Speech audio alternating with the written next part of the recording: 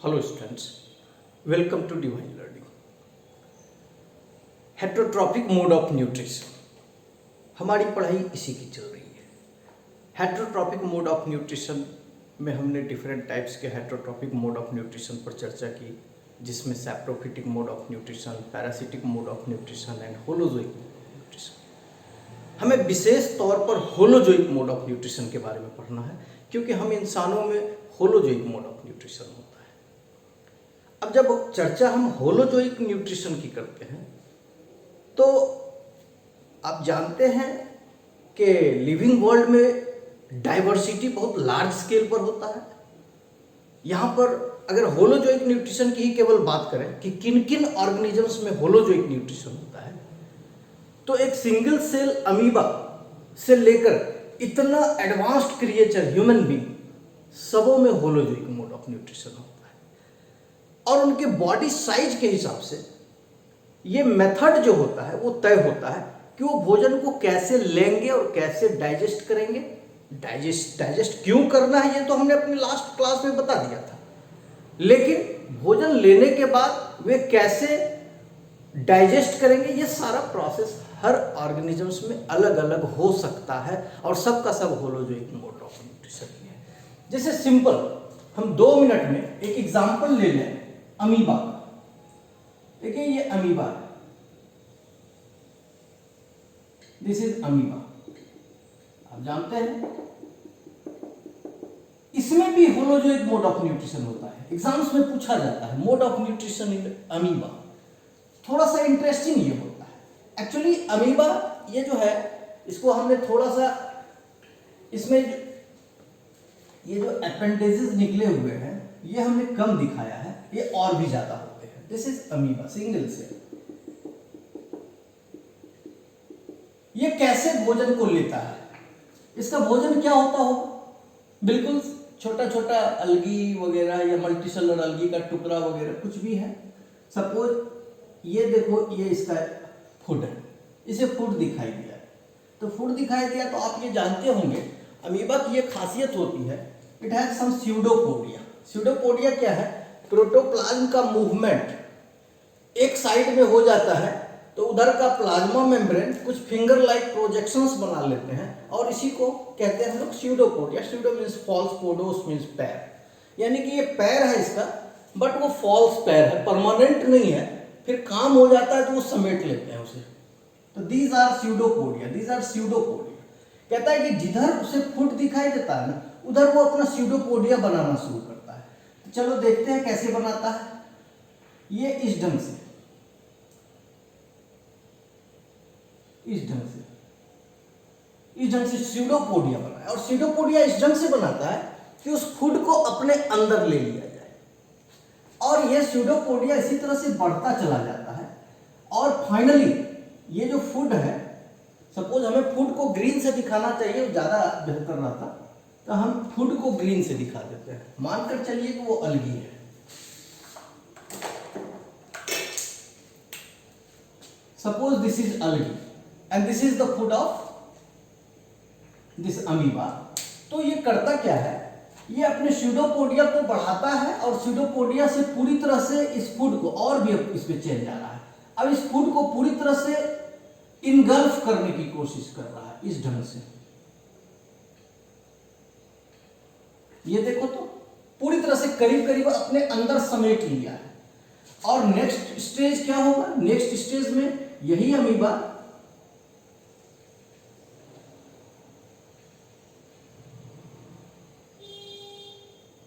पूरी तरह से इस फूड को समेट लिया है, पूरी तरह से। ये फूड अब आ गया है इसके पूरी तरह से कैप्चर में, पूरी तरह से इसके कैप्चर में आ गया है। इसे कहते हैं to engulf food. Engulf means जानते होंगे इंग्लिश में, निगल लेना किसी भी चीज को। तो ये भोजन को क्या किया, इनगल्फ किया। इस प्रोसेस को कहते हैं इनगल्फिंग।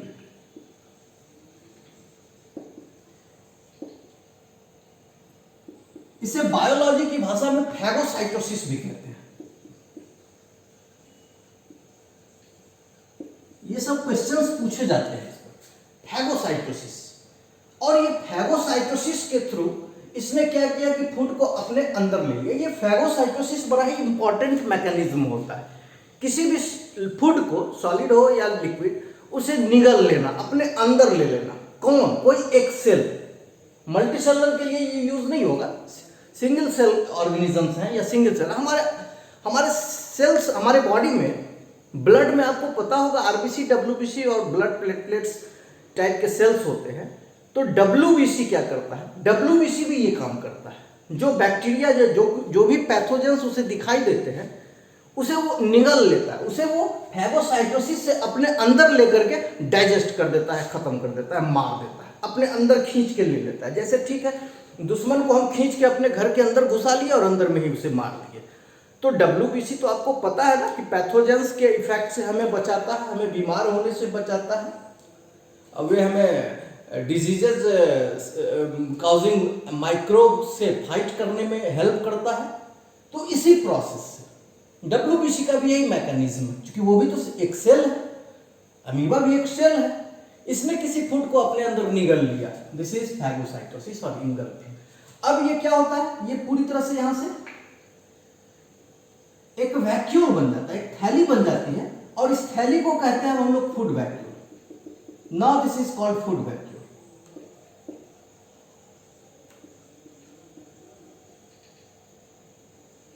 Food vacuole. अब देखो ये फूड वैक्यूल है, तो फूड वैक्यूल में फूड तो आ गया, लेकिन एक सवाल उठता है ना कि ठीक है, अक्सर आपको बुक्स में इतना डिटेल में अभी नहीं मिलेगा, कहेगा कि इसे डाइजेस्ट कर लिया गया अंदर में, बट डाइजेस्ट कैसे कर लिया गया? डाइजेस्ट करने के लिए किसी भी चीज को डाइजेस्टिव एंजाइम्स चाहिए, और यहां पर फूड वैक्यूल कैसे बन रहा है ये तो हम देख ही रहे हैं। तो इसमें एंजाइम्स कहां से आए? अब जिस प्रकार का फूड इसने इनगल्फ कर लिया है, वैसे एंजाइम्स का इसे सप्लाई किया जाता है। सप्लाई कौन करेगा? सेल के अंदर एंजाइम्स कौन बनाते हैं? आपको याद होगा सेल के अंदर एंजाइम्स कौन बनाते हैं? एंजाइम्स के बैग होते हैं लाइसोसोम्स। लाइसोसोम्स के अंदर स्टॉक रहता है एंजाइम्स का, पावरफुल एंजाइम्स का स्टॉक रहता है। वो माइग्रेट करके इसके पास चले आते हैं फूड वैक्यूल में, और वही एंजाइम फूड को डाइजेस्ट करता है। या नहीं तो ऐसा भी देखा जाता है, ये फूड वैक्यूल ससरते खिसकते वो लाइसोसोम्स के पास जाता है। सेल में कई जगहों पर लाइसोसोम्स होते हैं, और लाइसोसोम्स में सट जाता है और मर्ज कर जाता है। दोनों की दीवारें मर्ज कर जाती है, मिल जाती है, यानी कि टोटल ये सारा फूड किसमें चला गया? लाइसोसोम्स में चला गया। तो अब आप समझ सकते हैं कि ये फूड लाइसोसोम्स में चला जाएगा तो क्या होगा। लाइसोसोम तो इतना पावरफुल है कि सेल को भी डाइजेस्ट कर सकता है, और ये इसी तरह से डाइजेस्ट कर लिया जाता है। This is the process of holozoic nutrition in a single cell organism, that is amoeba. एक और इंटरेस्टिंग, जिसका कि आपके बुक में जिक्र किया गया है, सिंगल सेल ऑर्गेनिज्म होता है, दैट इज पैरामीशियम। पैरामीशियम, ये पैरामीशियम है, ये भी सिंगल सेल है, न्यूक्लियस है, लेकिन इसकी एक खासियत क्या होती है? ये इस प्रकार का एक ग्रूव होता है, इसमें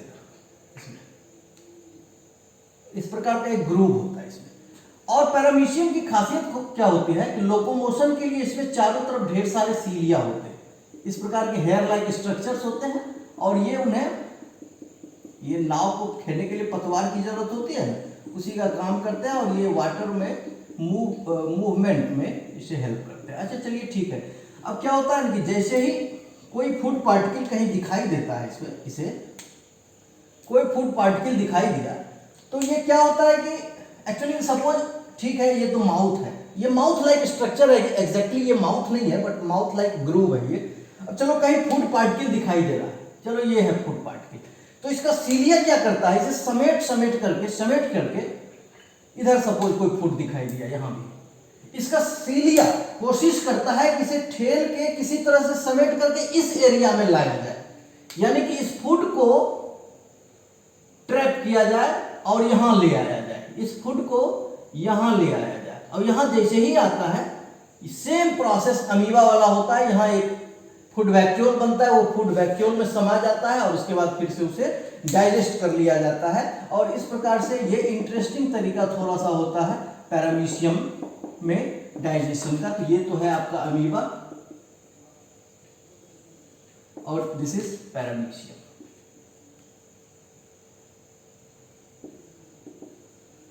पैरामीशियम दोनों सिंगल सेल ऑर्गेनिजम्स हैं और दोनों में इस तरह से न्यूट्रिशन होता है और इसे भी हम लोग होलोजोइक न्यूट्रिशन ही कहते हैं। ये सिर्फ ये बताने के लिए, ये दिखाने के लिए आपको ये सब समझाया जाता है कि होलोजोइक न्यूट्रिशन का मतलब हम लोग डायरेक्टली सिर्फ ह्यूमन में जो न्यूट्रिशन होता है उसी से नहीं समझ लें, ये भी होलोजोइक न्यूट्रिशन ही है। और अब हम लोग आ जाएंगे हम इंसानों में कैसे होता है nutrition, holozoic nutrition in human में।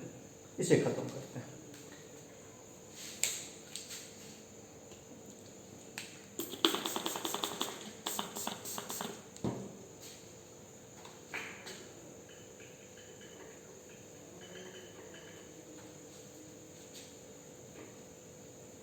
आप इन सबों का नोट्स बनाते जाएंगे, ठीक है। और ये वीडियोस भी YouTube पर हमेशा अवेलेबल रहते हैं, जब भी कभी आपको ज़रूरत हो आप इससे फिर से लाभ ले सकते हैं। ये आपके लिए एक रिसोर्स है, कभी भी काम देगा। खैर, अब आ जाते हैं हम लोग holozoic nutrition in human being. हम इंसानों की बात करते हैं, हमारे अंदर न्यूट्रिशन कैसे होता है। तो ऑब्वियसली हम मुंह से खाते हैं और हमारा एक डाइजेस्टिव सिस्टम होता है जिसमें हम उसे डाइजेस्ट कर देते हैं, और जो अनडाइजेस्टेड फूड मटेरियल होता है उसे फिकस के रूप में एनस के थ्रू बाहर कर देते हैं। बेसिकली यही है। तो जैसे हम इसे पहले एक समराइज करके देखते हैं। सपोज ये आपका माउथ है, माउथ से भोजन अंदर की ओर जाता है, this is food pipe. Food pipe के बाद ये फूड जो होता है वो बेसिकली स्टोमक में खुलता है, और स्टोमक होता है ये। स्टोमक के बाद तो आपको पता होगा ही, स्टोमक के बाद ये स्मॉल इंटेस्टाइन शुरू हो जाता है। ये काफी क्वाइल होता है, ये आपने पिक्चर में देखा होगा या नीचे की क्लासेस में, और ये काफी क्वाइल होता है इस ढंग से। और फाइनली ये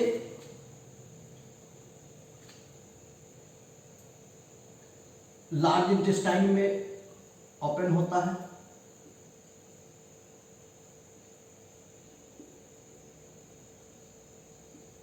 large intestine.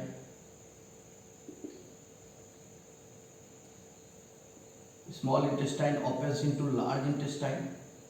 This is large intestine.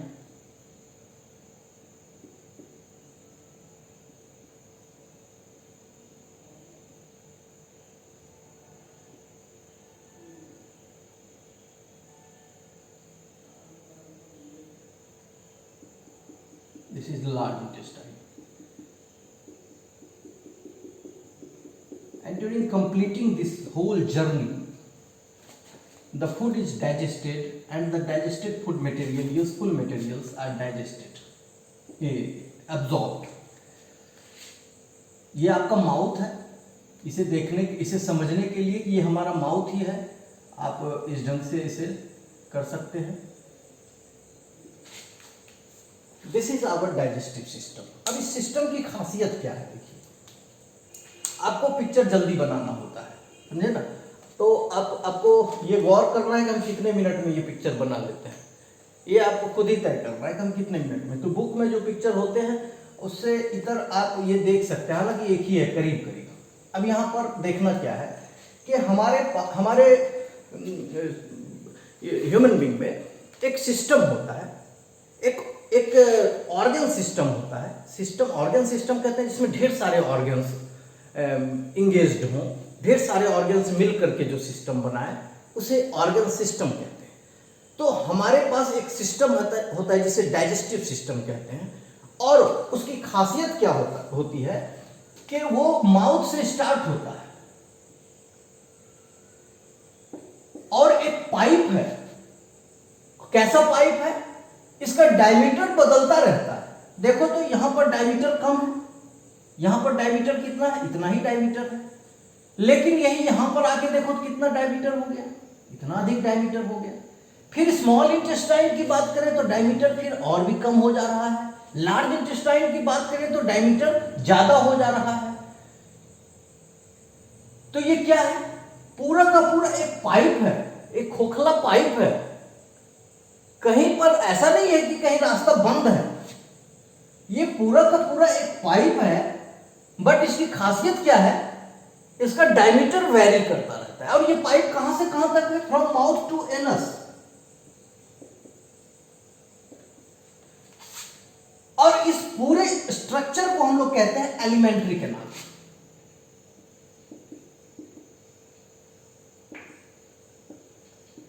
Alimentary canal. तो कोई पूछेगा कि व्हाट इज एलिमेंट्री कैनाल, या इसी को गट भी कहते हैं, गट भी कहते हैं, बट बेसिकली कॉमन नाम इसका एलिमेंट्री कैनाल ही है। तो इस एलिमेंट्री कैनाल के बारे में कोई पूछेगा तो कहेंगे alimentary canal is basically a pipe from mouth to anus of variable diameter, a pipe of variable diameter from mouth to anus। Mouth से लेकर के एनस तक का वो पाइप जिसका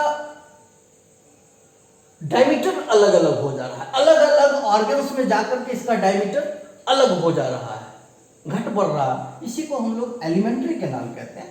और हमारा एलिमेंट्री कैनाल इस प्रकार से डिजाइंड होता है, ऐसे इंतजाम उसमें होते हैं कि हमारा फूड पचता चला जाता है, हमारा फूड डाइजेस्ट होता चला जाता है, हमारे फूड के जो कॉम्प्लेक्स एंड इनसॉल्युबल मटेरियल्स हैं वो सिंपल एंड सॉल्युबल मटेरियल्स में कन्वर्ट होते चले जाते हैं और फाइनली एब्जॉर्ब्ड हो जाते हैं, पूरे बॉडी में पहुंच जाते हैं और अनडाइजेस्टेड फूड बाहर निकाल दिया जाता है।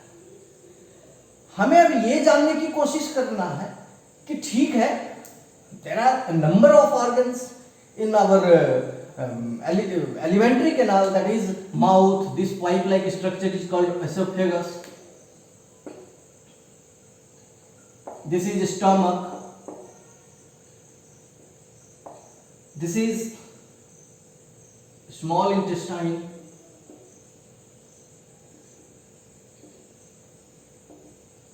This is large intestine.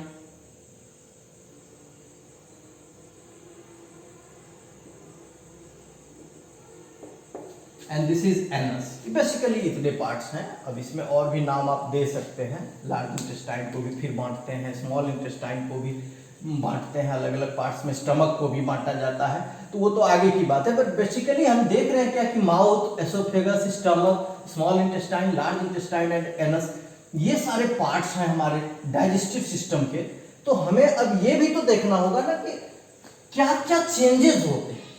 हमने जो खाना खाया वो सॉलिड है और बड़ा बड़ा टुकड़ा है, और फाइनली डाइजेशन का मतलब आपको पिछले क्लास में बताया गया है क्या, वो सिंपल फॉर्म में बदल जाना, सिंपलेस्ट फॉर्म में बदल जाना, सॉल्युबल फॉर्म में बदल जाना है। जस्ट स्टार्च आपने खाया रोटी चावल के रूप में, वो बदल जाएगा कैसा, ग्लूकोज। ग्लूकोज सॉल्यूशन तो आप जान ही रहे कैसा होता है।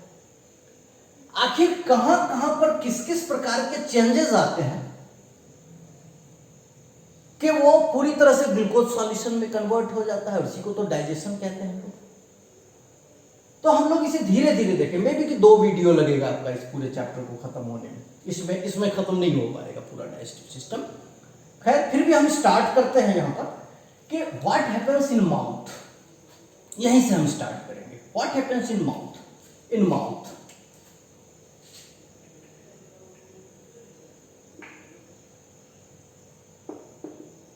माउथ में क्या होता है। चलिए यहां से आ रहा है, माउथ में क्या होता है। तो हमारे माउथ में ऐसे 2 पार्ट्स जो डाइजेशन में हेल्प करते हैं, हम यहां पर केवल उसी की चर्चा करेंगे। वैसे पार्ट्स जो डाइजेशन में हेल्प करते हैं उसी की चर्चा करेंगे। तो पहला पार्ट क्या होता है, टीथ एंड टंग।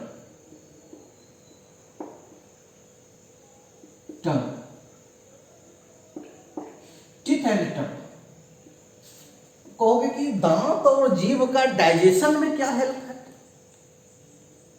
दांत और जीभ तो ठीक है हम जानते हैं, but what is its role in digestion, ये थोड़ा सा हजम नहीं होता है बच्चों को। कि जिस दांत और जीभ को टीथ एंड जिस दांत और जीभ को रोज वो देखते हैं और वो उसके लिए कोई अजूबा चीज नहीं है और उसका रोल डाइजेशन में हो, बिल्कुल होता है। फूड जो हम बड़े टुकड़े के रूप में खाते हैं वो कॉम्प्लेक्स है और उसे सॉल्युबल फॉर्म में, सिंपल फॉर्म में कन्वर्ट करना है। रोटी के टुकड़े को ग्लूकोज सॉल्यूशन में कन्वर्ट करना है, तो क्या लग रहा है कोई जादू तो होना नहीं है कि एकाएक वो लिक्विड में कन्वर्ट हो जाएगा, सॉल्यूशन में कन्वर्ट हो जाएगा। ये तो धीरे धीरे कन्वर्ट होगा ना, धीरे धीरे कन्वर्ट होगा। तो इसे कई एक फेज से होकर के गुजरना पड़ेगा। पहला फेज क्या हुआ, जब हम रोटी के टुकड़े को चबा चबा करके छोटे छोटे पार्ट्स में बांट देते हैं, दैट इज ऑल्सो डाइजेशन। ये भी तो डाइजेशन हुआ ना। रोटी का बड़ा टुकड़ा है, उसे छोटे टुकड़े में, ठीक है, अभी हमने सीधे उसे ग्लूकोज में कन्वर्ट नहीं कर दिया, बट कुछ तो उसे छोटा किया हमने, कुछ तो उसे हमने तोड़ा छोटे फॉर्म में, तो डाइजेशन तो वो है ही। हाँ, हम कह सकते हैं कि ये कोई केमिकल डाइजेशन नहीं हुआ, किसी केमिकल का यूज नहीं हुआ, it is a type of physical digestion. तो कहोगे चलो टीथ का तो रोल है, बट टंग का क्या रोल है? तो टंग नहीं रहेगा तो टीथ काम करेगा। टंग मिलाता है फूड को, जो जो जो पार्ट टूट गया उसे फिर अंदर, उसे फिर बाहर दांत से बाहर खींचा और जो नहीं टूटा है वो उसमें डाला। तो इस प्रकार से टंग, टीथ जब भी किसी चीज को चबाता है तो टंग के हेल्प से ही चबाता है। तो teeth and tongue help in physical digestion. ये जो होते हैं ये फिजिकल डाइजेशन करते हैं, फिजिकल डाइजेशन।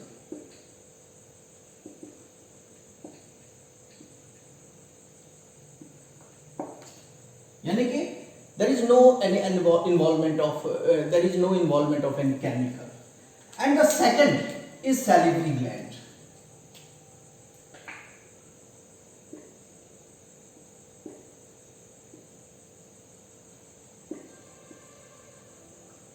सैलिवरी ग्लैंड, अब आपको पता होगा सैलिवरी ग्लैंड होता है हमारे दोनों तरफ, लार ग्रंथि इसे कहते हैं हिंदी में।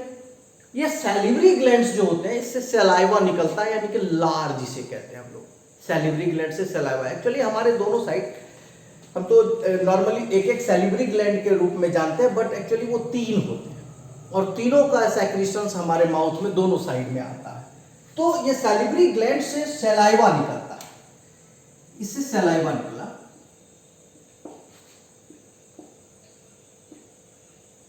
ये सलाइवा, सलाइवा जिसे लार कहते हैं, सलाइवा। इस सलाइवा की खासियत क्या होती है कि इस सलाइवा में एक प्रकार का एंजाइम होता है जिसे कहते हैं salivary amylase.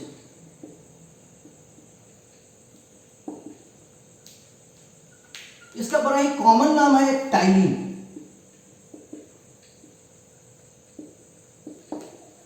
Ptyalin, ptyalin, P से स्टार्ट होता है टाइलिन। इसकी खासियत क्या होती है, ये कार्बोहाइड्रेट को डाइजेस्ट कर सकता है, स्टार्च को सुक्रोज में कन्वर्ट कर देता है, यानी कि कार्बोहाइड्रेट का डाइजेशन ये कर सकता है सैलिवरी एमाइलेज यानी कि सलाइवा। तो हमारे फूड में जो कार्बोहाइड्रेट है वो क्या है, स्टार्च के रूप में है, हमने स्टार्च खाया है रोटी चावल के रूप में, और इस पर अगर ये टाइलिन मिल जाए यानी कि सैलिवरी एमाइलेज, असली नाम इसका यही है सैलिवरी एमाइलेज, तो हमारा स्टार्च जो है वो सुक्रोज में कन्वर्ट हो जाएगा। सुक्रोज क्या हुआ, आपको बताया गया था कि स्टार्च क्या होता है, कोई भी कार्बोहाइड्रेट जो होता है, स्टार्च हो, ग्लाइकोजेन हो, ये सभी तो ये होते हैं, पॉलीमर्स होते हैं, ढेर सारे छोटे छोटे यूनिट से मिलकर के बने होते हैं और सिंगल यूनिट को ग्लूकोज कहते हैं। सुक्रोज छोटा फॉर्म हो, ये 2 ग्लूकोज का बना होता है सुक्रोज। स्टार्च इतना कॉम्प्लेक्स है और उसे ये सैलिवरी एमाइलेज ब्रेक कर दिया और तोड़ करके इसे सुक्रोज में कन्वर्ट कर दिया, तो ये तो बड़ा काम का चीज है, ठीक है। लेकिन ऐसा नहीं है कि जितना भी कार्बोहाइड्रेट यानी स्टार्च हम खाते हैं सब का सब हमारे मुंह में ही डाइजेस्ट हो जाता है और स्टार्च सारा का सारा सुक्रोज में कन्वर्ट हो जाता है। आपको तो पता ही है कि हम इंसान कितना टाइम देते हैं खाने पर और चबाने पर, वो मुंह में रहा ही कितनी देर। हमारा जो फूड है, हमारा स्टार्च है, रोटी का टुकड़ा है, चावल का टुकड़ा है, मुंह में रहा ही कितनी देर तक, बेचारा कितना पचा पाएगा सैलिवरी एमाइलेज उसे। लेकिन कुछ हद तक तो डाइजेशन हो ही जाता है सैलिवरी एमाइलेज। साथ ही साथ ये भोजन को चिपचिपा बना देता है। चिपचिपा बनाने से फायदा क्या होता है? फूड को अब आगे जाना है, एक सकरी नली से होकर के गुजरना है जिसे एसोफेगस कहते हैं। ये काफी इसका कम ल्यूमेन इसका काफी सकरा होता है और उसमें फूड को आगे पुश करना, उसमें फूड को आगे प्रोसीड करना ये थोड़ा सा डिफिकल्ट टास्क हो सकता है। लेकिन ये जो उसे सलाइवा जो है उसे उस प्रकार का बना देता है, चिपचिपा बना देता है कि वो आसानी से आगे की ओर प्रोसीड कर सके। तो यहाँ हमारे माउथ में देखिए कितने चेंजेस हो गए।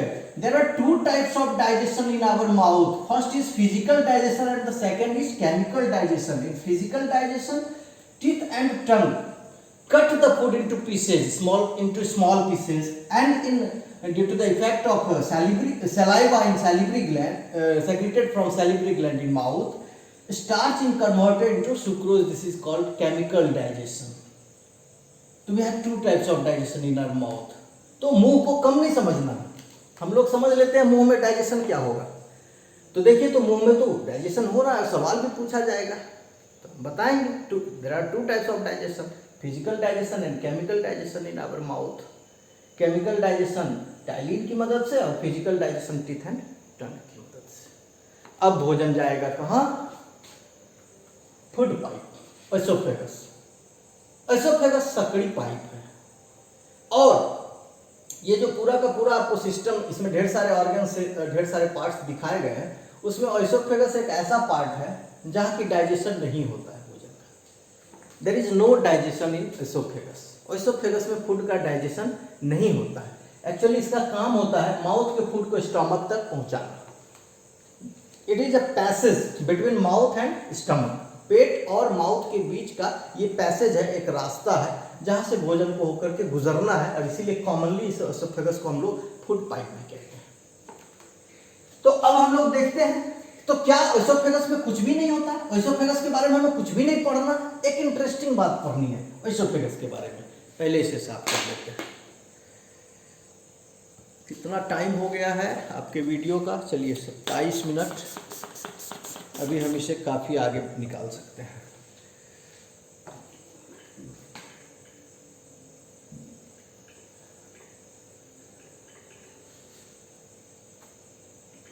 एसोफेगस और स्टमक, यहाँ तक तो हम लोग आज ले ही सकते हैं इसे। 40, 45 या 50 मिनट्स तक भी जाएगा तो कोई प्रॉब्लम नहीं होना चाहिए। तो let's see what happens in stomach, in oesophagus. Oesophagus में क्या होता है? तो एसोफेगस के बारे में आपको बताया गया कि ये, चलो ये क्या है, एक पतली पाइप है। इसका ल्यूमेन बहुत कम है, ये पतला पाइप है, ठीक है। इसका अंदर का ल्यूमेन काफी कम है,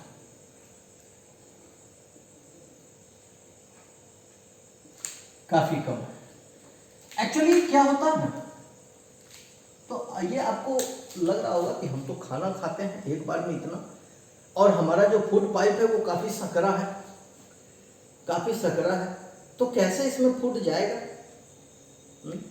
तो बड़ा मुश्किल काम है।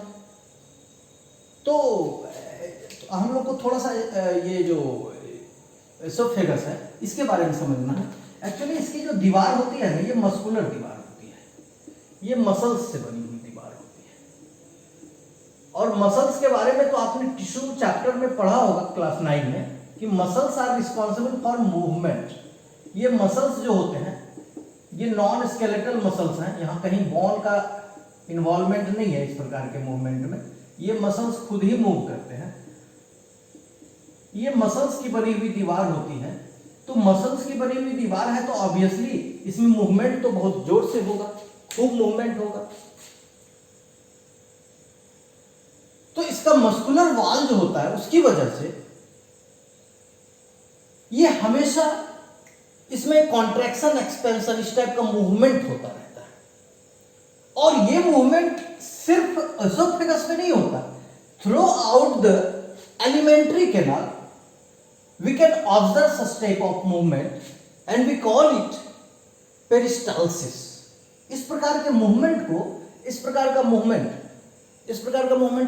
सारे के सारे पार्ट्स में होता है, पूरे एलिमेंट्री कैनाल में होता रहता है। और एसोफेगस की चर्चा हम यहां पर कर रहे हैं, तो उसे कहते हैं पेरिस्टाल्सिस। अच्छा, तो पेरिस्टाल्सिस है, चलिए ठीक है, मूवमेंट हो रहा है, बट इससे हमारे सवाल का सॉल्यूशन कहां मिल पा रहा है? हमने सवाल क्या उठाया था कि हमारा बड़ा भोजन का टुकड़ा, हम लोग तो कभी कभी इतनी हड़बड़ी में होते हैं या फिर कोई पार्टी दे रहा होता है तो बहुत बड़ा बड़ा टुकड़ा ले लेते हैं अपने अंदर। तो वैसी स्थिति में ये जाएगा कैसे?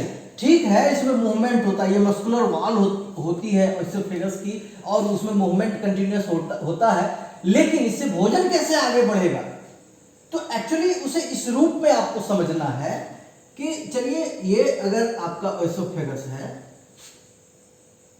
ना, और ये देखिए इतना बड़ा भोजन का टुकड़ा है, अब जा नहीं रहा है इसके अंदर, कैसे जाएगा?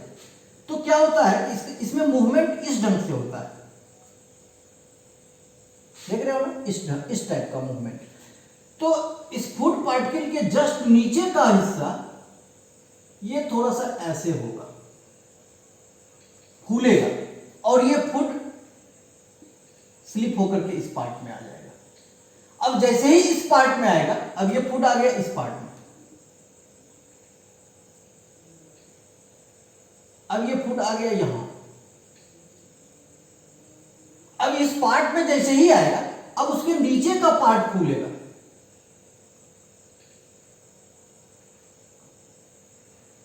और ऊपर वाला सिकुड़ जाएगा, ऊपर वाला सिकुड़ेगा, ऊपर वाला उसे पुश करेगा, और ये पूरा का पूरा फूड स्लिप होकर के अब इस पार्ट में आ जाएगा। अब क्या होगा, अब नीचे वाला फिर से इस ढंग से फूल रहा है, और ऊपर वाला उसमें कंस्ट्रिक्शन आ रहा है। तो इस प्रकार से ये फूड अब यहां आ गया। इस प्रकार से हमारा बड़ा बड़ा ये जो बल्क है फूड का, वो आगे की ओर प्रोसीड करता है, और ये हमारा एक्चुअली इस प्रकार का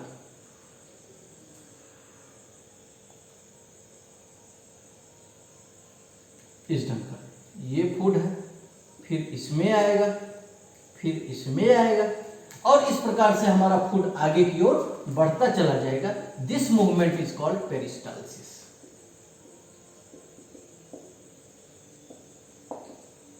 तो peristalsis in oesophagus help the food to proceed towards stomach.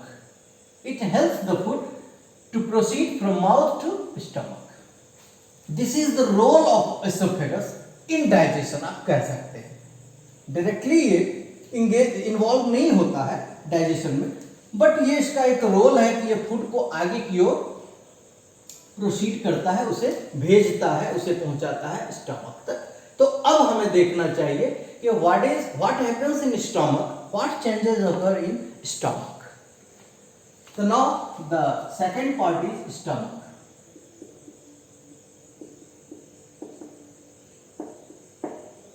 Stomach, पेट। अब पेट में क्या होता है ये देखना है। तो पेट में क्या होता है, तो एक्चुअली ये जो स्टमक है, इसे हम लोग इस रूप में देखते हैं। चलिए, ये तो एसोफेगस है, और इस प्रकार का आपको स्टमक बनाना होता है, और यहां पर देखिए इस ढंग से ये जेट शेप मुड़ेगा।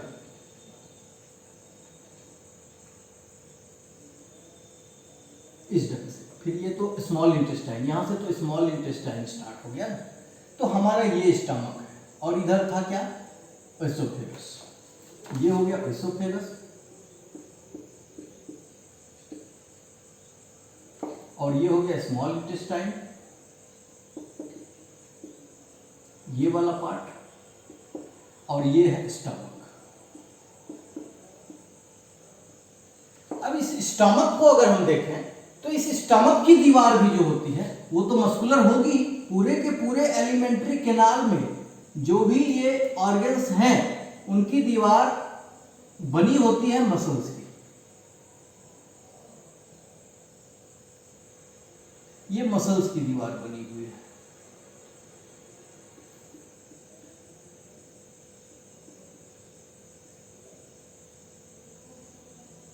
ये मसल्स की दीवार बनी होती है। अब बताइए, ये मसल्स की दीवार है, पेरिस्टाल्सिस यहां भी होता है, हर जगह होता है। पेरिस्टाल्सिस से होता क्या है कि जो फूड अंदर आया है वो मिक्सअप होगा, मिल जाएगा, पूरी तरह से मिलेगा, उसमें कंटिन्यूअस मूवमेंट होता रहेगा इस ढंग से। चलिए, ये फूड तो अब इसमें आ गया, इसमें होता क्या है? तो एक्चुअली मैं यहां बताने जा रहा हूं कि आपके स्टमक की जो दीवार होती है ना, ये जो स्टमक की दीवार होती है उसके अंदर धंसे हुए ग्लैंड्स होते हैं जिसे हम लोग कहते हैं gastric glands. Gastric word is related to stomach. ये है gastric glands, these are some gastric glands, these are some gastric glands.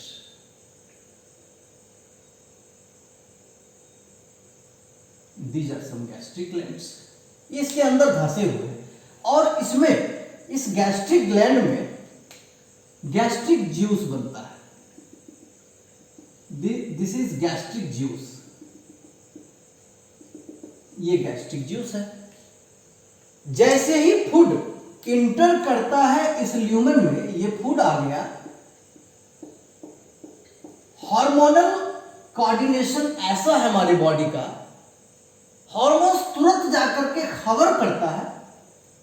ये इसको कहते हैं chemical messenger. Hormones are chemical messenger. वो डाकिया, वो संवाद वाहक है। उसका काम ही होता है हमारे बॉडी में किसी को भी नॉक कर देना, किसी को भी खबर कर देना कि तुम्हें अब ये काम करना है।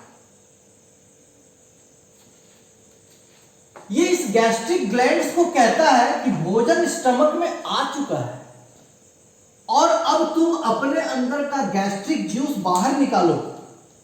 तो ये अपना गैस्ट्रिक जूस बाहर निकालता है।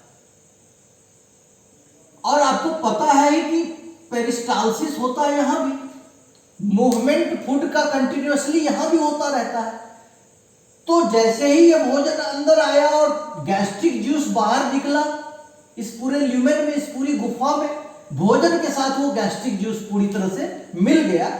Now let's see what is the composition of this gastric juice. इस गैस्ट्रिक जूस में रहता क्या है? तो अब हमें ये देखना है, स्टमक से निकला क्या? Gastric juice. Gastric juice. इस गैस्ट्रिक जूस में रहता क्या है?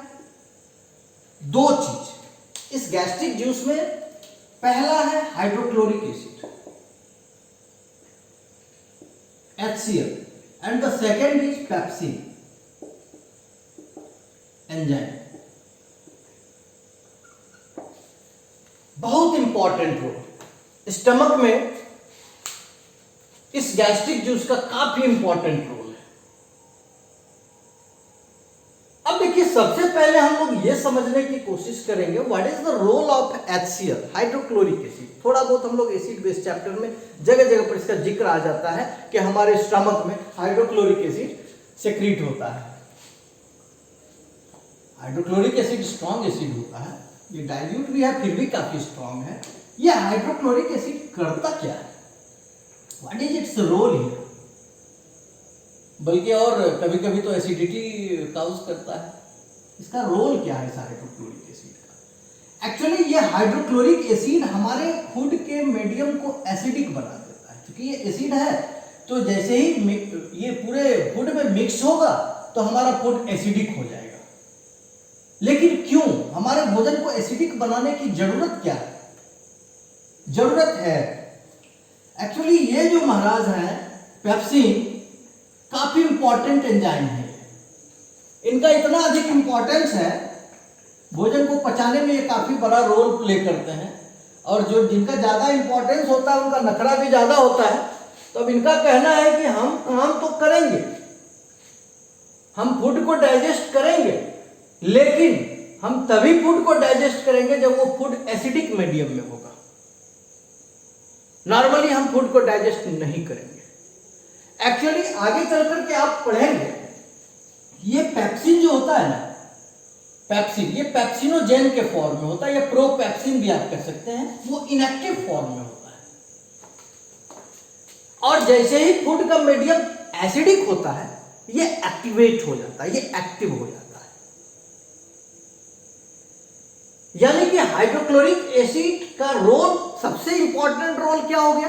It turns the medium of food acidic for the enzyme pepsin to act on it.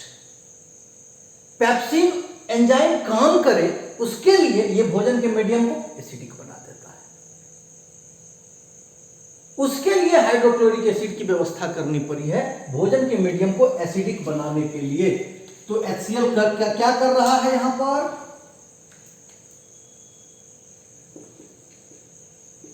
HCl क्या कर रहा है? पहला काम, turns the medium of food acidic.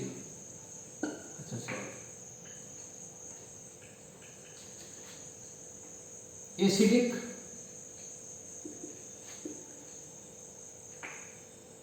for pepsin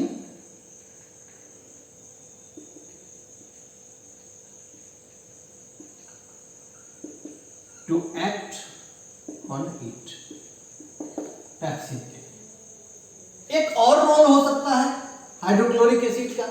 hydrochloric acid का एक रोल यह भी हो सकता है कि आपके भोजन के साथ अगर कोई हार्मफुल इंसेक्ट आ गया है, हार्मफुल पैथोजन आ गया है, तो उसे भी तो ये HCl गला सकता है, मार सकता है, क्योंकि ये काफी कोरोसिव है और स्ट्रॉन्ग एसिड है।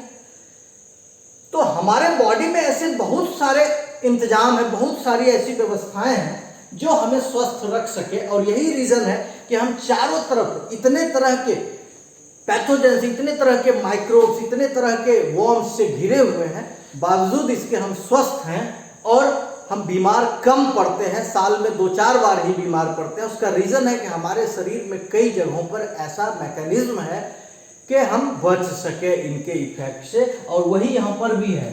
आप समझ सकते हैं कि हमारे भोजन के साथ जो भी हार्मफुल सब्सटेंस आया है लिविंग ऑर्गेनिज्म, वो इस HCl के इफेक्ट से तो मर जाएगा पेट में ही।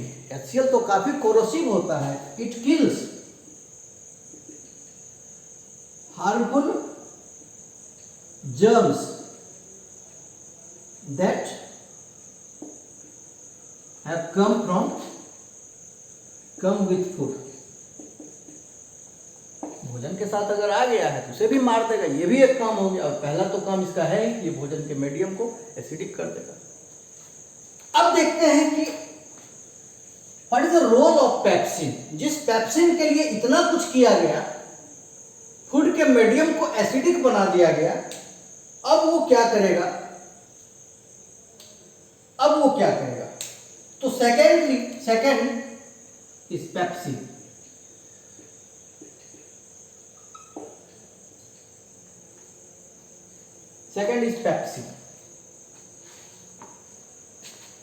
पेप्सिन क्या करता है? Pepsin is associated with digestion of protein. ये प्रोटीन को डाइजेस्ट करता है। हमारे भोजन में कार्बोहाइड्रेट, प्रोटीन और फैट, यही 3 ऐसे कंपोनेंट हैं जिसको पचाने की जरूरत है। विटामिन, मिनरल्स वगैरह को पचाने की जरूरत हमें नहीं होती है। तो सवाल यहाँ पर उठता है कि माउथ में थोड़ा सा डाइजेशन तो कार्बोहाइड्रेट का हो चुका है और अब हम स्टमक तक पहुंचे हैं। अभी तक तो प्रोटीन और फैट का डाइजेशन स्टार्ट नहीं हुआ था।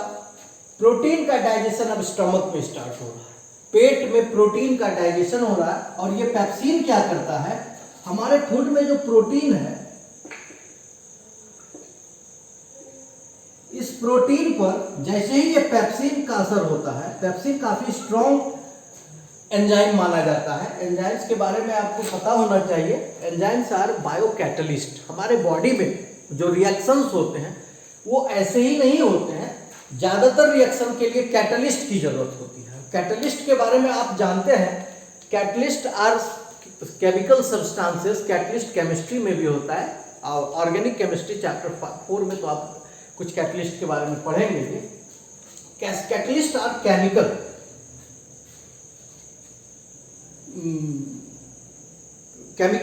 catalysts are biochemicals here. Catalysts are chemical that are helpful for a reaction to be happen. दरअसल में ये डायरेक्टली इन्वॉल्व नहीं होते हैं किसी भी रिएक्शन में। इक्वेशन जब लिखेंगे तो वहां पर कैटलिस्ट का नाम नहीं आएगा, कैटलिस्ट टूटता नहीं है, बट उसके बिना वो रिएक्शन हो भी नहीं सकता, उसे कैटलिस्ट कहते हैं हम लोग। तो हमारे बॉडी में भी जो रिएक्शंस होते हैं वहां भी कैटलिस्ट की जरूरत होती है, और उसे चूंकि उसी बॉडी के अंदर की बात है इसलिए उसे बायो कैटलिस्ट कहते हैं।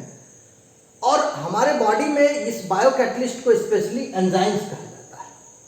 तो enzymes are basically bio catalyst and they help a reaction to be happen, they help a chemical change to be happen. क्या होता है प्रोटीन? आपको बताया गया था ये एमिनो एसिड्स से बने होते हैं। तो क्या लगता है कि पेप्सिन इसे डायरेक्ट ऐसा हथौड़ा मारेगा कि सारा का सारा प्रोटीन एमिनो एसिड में कन्वर्ट हो जाएगा? इतना आसान डाइजेशन है क्या? नहीं, कुछ इंटरमीडिएट फॉर्म्स होते हैं। एक बड़ा सा टुकड़ा है और उसे छोटे छोटे टुकड़े में कन्वर्ट करना है। तो पहला हमने एक हथौड़ा मारा, वो 4-5 टुकड़े में टूटा, फिर उसके बाद उसे तोड़ेंगे और भी छोटे छोटे टुकड़ों में, फिर उसके बाद फर्दर उसे और भी छोटे छोटे टुकड़ों में तोड़ेंगे, फाइनली जाकर के जो हमारा रिक्वायर्ड साइज है वहां तक पहुंचेंगे। ठीक उसी तरह से ये प्रोटीन तो मैक्रो मॉलिक्यूल है, बड़ा मॉलिक्यूल है, ये टूटेगा, पेप्सिन जब इस पर असर करेगा टूटेगा, लेकिन डायरेक्टली अभी एमिनो एसिड में कन्वर्ट नहीं होगा। कुछ इंटरमीडिएट फॉर्म्स होते हैं जैसे peptones, proteoses and polypeptides. These are some intermediate forms. अब ये सब फर्दर जब टूटेंगे तब जो है हम देखेंगे क्या बनता है, मे बी कि वहां पर एमिनो एसिड बने। और भी तो ऑर्गन्स है ना, इनका भी तो रोल होगा डाइजेशन में ना। तो आगे देखना होगा कि ये फाइनली ये सारे सब्सटेंस फर्दर टूट करके क्या बनाते हैं, ये देखना होगा। तो ये तो था डाइजेशन इन स्टमक। तो हमने क्या देखा? Digestion in mouth, digestion in stomach. अभी तो आगे की जर्नी बाकी है हमारी। आपका टाइम क्या हुआ है? 47। टाइम काफी हो चुका है। खैर अब यहां पर हम लोग देखेंगे, हम लोग आराम से पढ़ेंगे, कहीं कोई परेशानी नहीं होनी है। और अगले पार्ट में डाइजेशन हम ऐसी उम्मीद करते हैं कि खत्म हो जाना चाहिए सिस्टम। तो इतने को आप कवर कीजिए और जस्ट फिर इसके बाद जो सेकंड पार्ट जाएगा वो डाइजेस्टिव सिस्टम का, उसमें आपका डाइजेशन पूरी तरह से कंप्लीट हो जाएगा, खाना पूरी तरह से पच जाएगा। Thank you.